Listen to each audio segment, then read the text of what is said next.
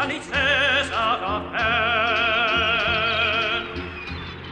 there's 1,000 whales off the coast of New Zealand. Gilbert Perano was my father, and grandfather was Joe Perano Senior, and then my Uncle Joe was Dad's brother. Dad was the managing director, and he took over from my grandfather. I have a brother, Adrian, a sister, Vivian, and then on Uncle Joe's side there's Peter, Josephine and Suzanne. So that's the full family. It was just a totally different world that we lived in down there. It was great, you know.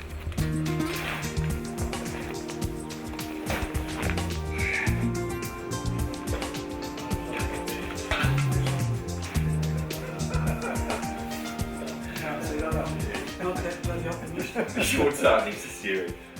Just make sure that you are in a changeable circumstance. Weather will change fairly quickly on you, just the way that it's been over the last few months. Remember, it's a construction site, so it is a steel cap boot as a minimum. Again, might set the rules when you get on site with regards to what people are supposed to be doing. When we do the sealing, we'll pull the cordage in for him and go from there. So that's what Graham is in the act today.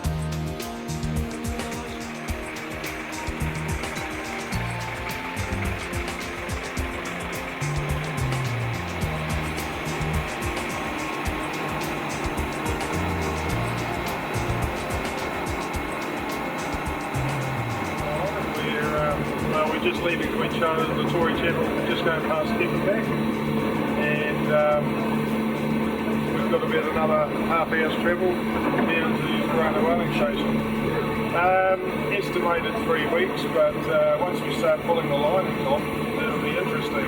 We've allowed for time-wise 3 times that week, just in case we have a lot more wind. It's always known for us to be fingers crossed, we might be lucky to get away from halfway in between. Good luck.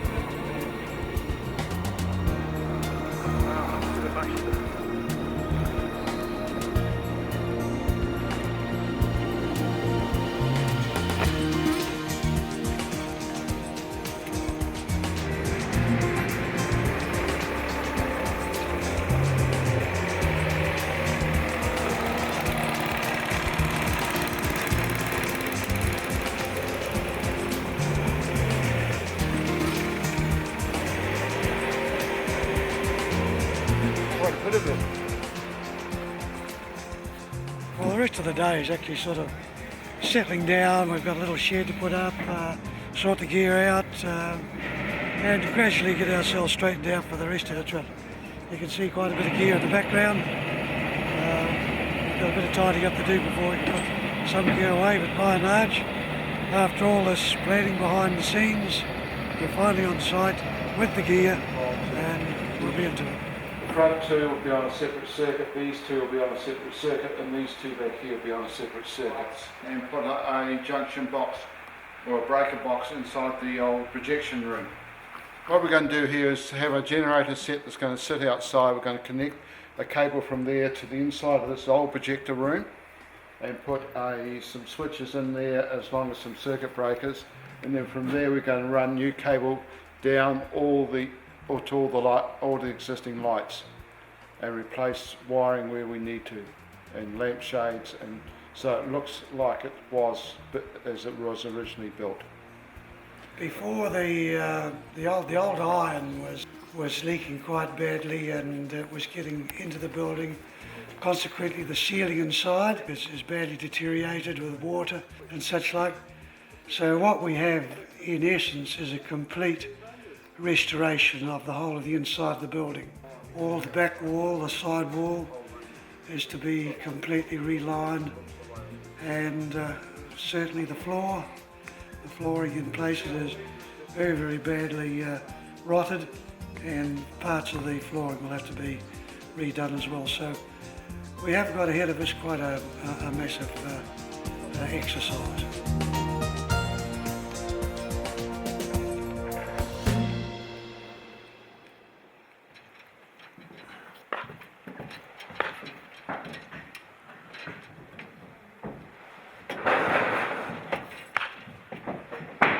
We've been actually up on the roof here, and originally what happened was there used to be 3 skylights inside the building, and when they put the new roof up they just covered them over.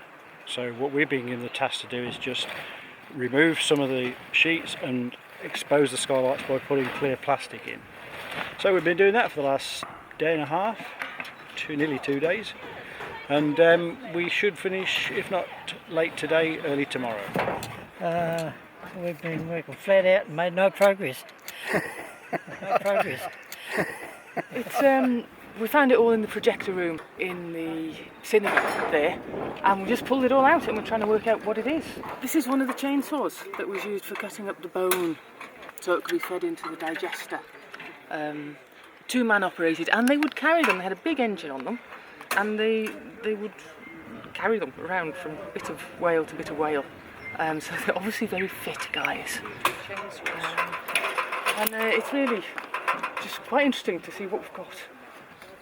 But yeah, I'm a little bit lost in terms of knowing what things are. But the idea is that we'll try and catalogue it all and photograph it. And as time goes on, as we get more visitors, we might get a better idea of what's going on. Someone else will come along and say, oh no, I know what that's for, you know, I can put a bit more information to it. And who knows, maybe, well, it'd be nice to be able to display it when we've got the inside room there sorted out.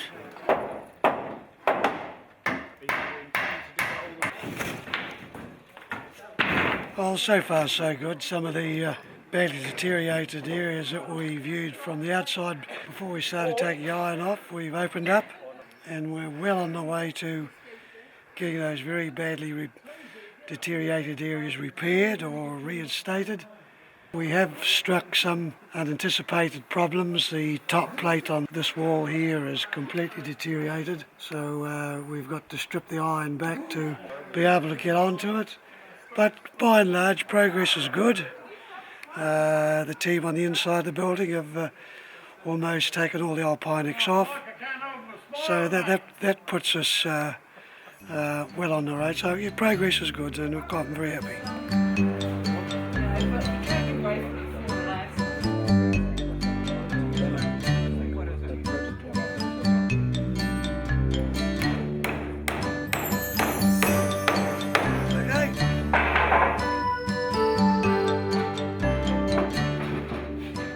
We've actually got the outside of the building fairly well completed and watertight. Some iron's been replaced, a lot of it's been treated, iron taken off, building paper.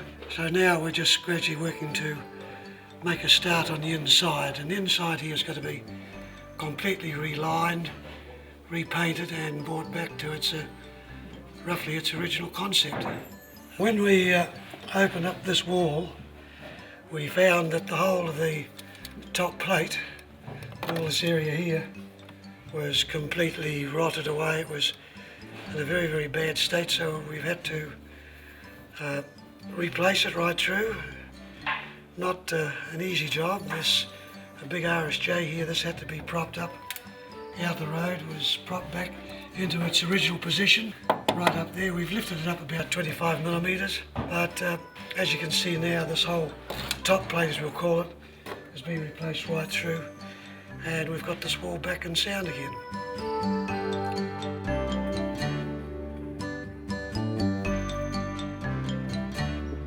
Still requirements, we've got to do 30 hours community service. We thought it'd be a good idea to approach DOC and see if I've got anything we could do for them. I suppose it's better than picking up rubbish for 30 hours. So yeah, I enjoy being up here, so it's a good idea. Just doing old jobs around here, whatever Mike's got in store for us, I guess. Yeah, just been put the back roofing on the shed. Yeah. Just applying some primer to some boards for the walls. putting the wall up on the back and applying a paint or something to the rust to preserve it. I've never really heard of the Perano Whaling Station, so I found it a bit interesting, having a look around, and yeah, it's quite a cool place.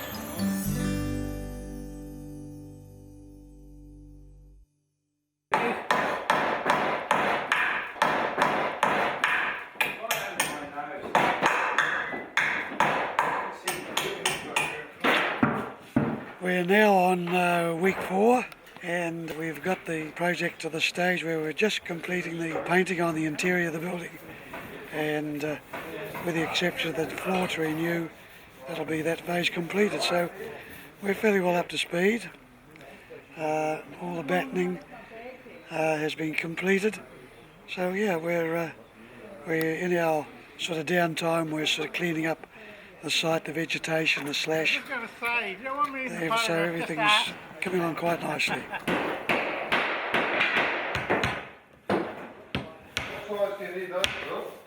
No, keep it still. Did you find any more of those, Paul? Well, one had bore in it, so how is that? No, check it out. Well, we've been here, we'll have done a week by Friday, and it was really a message that came out to come and volunteer down here with Doc. And a friend of mine said, why don't we do it? So we're here, and we're having a great time. It's absolutely fabulous just to be involved. This whole theatre is going to be stunning. It might not look much at the moment, but it's going to look really good. It's finished. It's an honour and privilege to be here. Painting all the sides of it and going up onto the roofs and just painting all the sides of it and painting the whiteness inside the roofs and stuff, and painting down the walls and just making it white and putting like the base layer on for other people to paint it. We just got asked if anybody wanted to come out here with Doc and just do some volunteer work, so that sounded pretty fun. We're on the finishing stages of the line of the interior.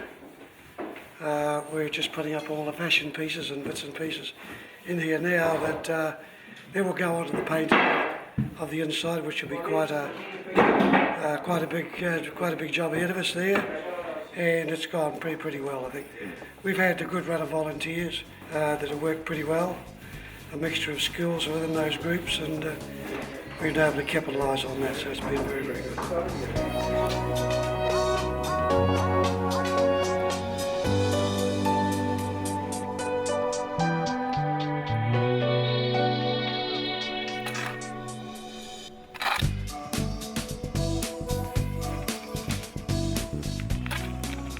I volunteered to come down and help clean up and do a bit of restoration work on the station because it's part of the family. My father-in-law, Joe Perano, used to be a co-owner of the factory here, and my wife is his youngest daughter, Suzanne. We've got up on the back here behind us, and we cut down all the scrub. You can see the stumps here. It was all pulled down to where we're standing, and we brought a shredder down and shredded all the debris, and that's what's stacked out here to my left. Eventually this is all going to be cleaned right out, all the dirt and debris taken out, and hopefully a lot of the stuff is going to be preserved to a state where it can be seen as to what it used to be. Well, that's a great big tank. It's a fuel tank, and it was used to hold the oil to run the steam boilers. However, it's become unstable, and we're just making it a lot safer for the general public, and that will involve taking away this old rotten timber here and replacing it with good stuff. The tank itself is structurally sound, but we've just got to put better foundations on it, and when that's done, well, she's ready for the public.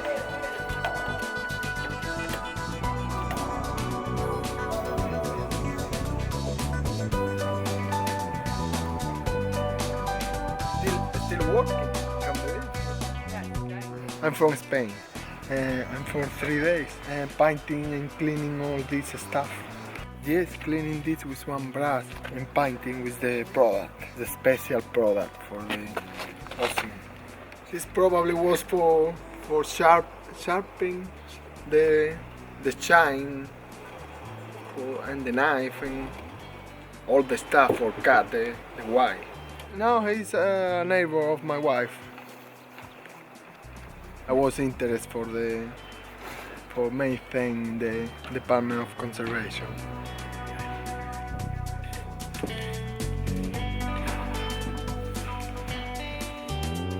We're getting around to the stage where we're putting the finishing touches on the building. As you see, all the panelling's been done, a whole lot, and we've had some very good volunteers who have spent their time chipping the rust off and treating these artefacts down here for the likes of the old pulley blocks, the harpoons, all these sort of little things have been tucked away in a corner. So they've seen the light of day and they're now displayed, as you can see. So yeah, we've made good progress and I think we're probably ahead of schedule.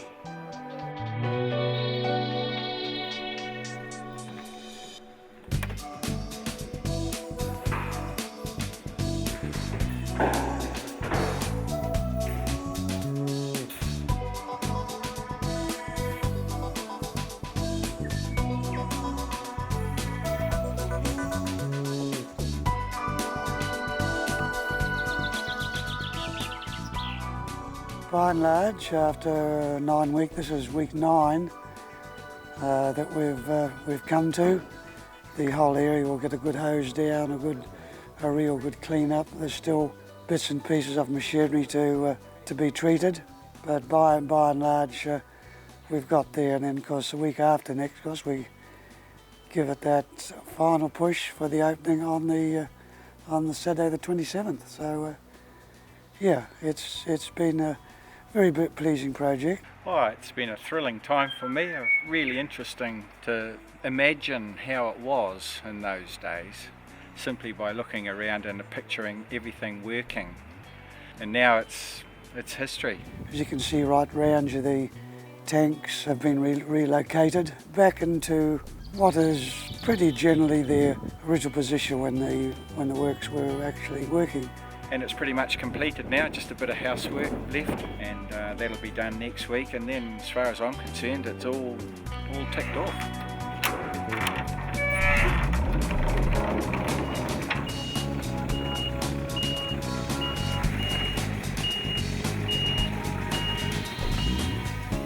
It's been an excellent project to work on.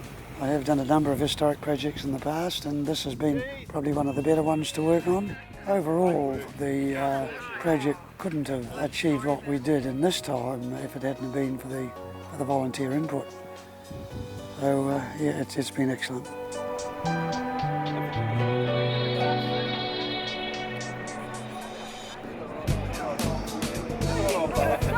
I know, yeah, I recognise.